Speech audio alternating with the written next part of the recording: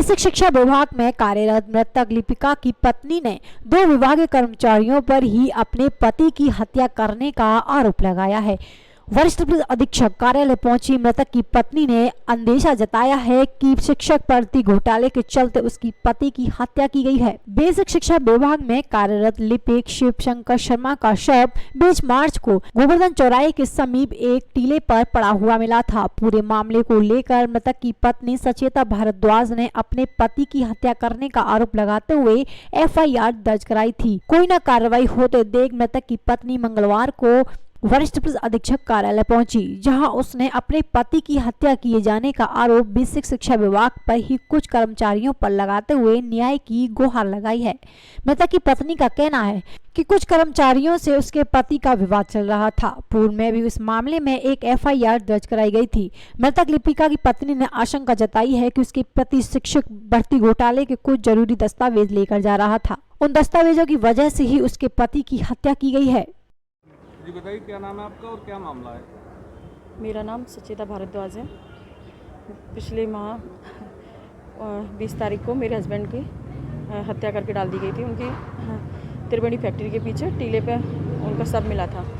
मुझे सुबह सूचना मिली पुलिस के द्वारा कि आपके हस्बैंड का हाईवे पे एक्सीडेंट हो गया है, वह सीवियर कंडीशन में है।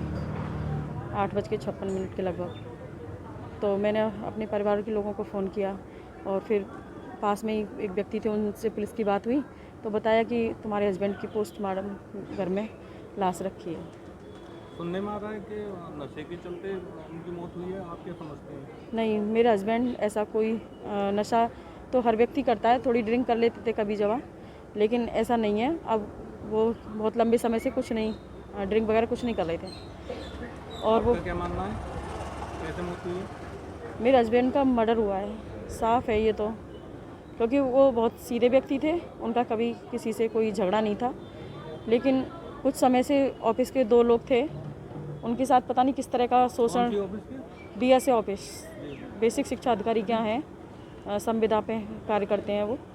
और उन्होंने एक घटना की थी दिसंबर में, जिसकी रिकॉर्डिंग और सब कुछ मेरे पास था। मैंने उसकी शिकायत करी और मुकदमा दर्ज कराया यमुना पल्लीपाड़ थाने में।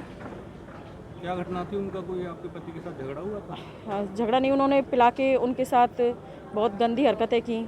और जब मैं फ़ोन करके जानकारी लेना चाह रही थी कि मेरे हस्बैंड कहाँ पर हैं, तो उन्होंने फ़ोन पे मुझे भी गलत बोला, जिसकी मैंने रिकॉर्डिंग पुलिस को दी थी और बेसिक शिक्षा अधिकारी के यहाँ शिकायत की, DM साहब के यहाँ करी, लेकिन उस पर कोई सुनवाई नहीं हुई थी। पुलिस, यमुना पार पुलिस ने तो अपना काम किया था उस समय, लेकिन आपको शक है उन्हीं 2 कर्मचारियों ने आपके पति की हत्या की है? मुझे शक तो है, क्योंकि लेकिन मैं कह नहीं सकती, क्योंकि ये विभाग जो है घोटाले से भरा हुआ है। इसमें बहुत लंबे समय से धांधलेबाजी चल रही है और मेरे हस्बैंड पे इसका चार्ज भी रहा है। और जो जिसमें फाइलें रखी गई थी, STF जो चार्ज था उन पर रहा है। हाँ, फाइलें जो थी उनका चार्ज रहा है मेरे हस्बैंड पे। तो आप क्या वजह मानती हैं, अगर आपके पति की हत्या हुई है तो आपको क्या लगता है क्या वजह होगी हत्या के पीछे? वजह विभाग भी हो सकती है और जो वो 2 लोग थे उनसे भी संबंधित हो सकती है। इससे ज़्यादा दूरी तक कहीं मेरे हस्बैंड का लोगों से तालमेल नहीं था। आपको लगता है कि घोटाले से संबंधित फाइलों का चार्ज उनके पास था, वो वजह उनकी हत्या की हो सकती है? हो सकती है, क्योंकि पुलिस के मुताबिक पुलिस कह रही है कि CDR में आप अधिकारी ने बुलाया था कुछ फाइलें लेके। बाबू का काम नहीं होता है फाइलें लेके आना, चपरासियों का काम होता है। आप यहाँ वरिष्ठ पुलिस अधीक्षक कार्यालय आई हैं, पुलिस का इस पूरे मामले में अब तक क्या रुक रहा है और यहाँ आपकी किसी से मुलाकात हुई है, कोई आश्वासन मिला, क्या चाहती हैं? जब मेरे हस्बैंड का मर्डर हुआ, मैं उधर बिठा दी थी जैसे हिंदू रीति रिवाज होती है, लेकिन यहाँ पे मेरे पास कोई भी पुलिस से घर पे मेरे नहीं पहुँचा था। जैसे ही मेरे हस्बैंड का 13वीं हुई, मैं यहाँ अधीक्षक इनसे मिली थी, कप्तान साहब से, और मैंने कहा था कि मेरे अभी तक कोई बयान नहीं लिए हैं। तब तो मेरे बयान हुए थे, उस बयान में मैंने 4-5 लोगों पर जिन पर शक था मुझे, उनका मैंने नाम भी दिया है उनको, हाईवे पुलिस को, लेकिन उस पर अभी तक कोई कार्रवाई नहीं हुई।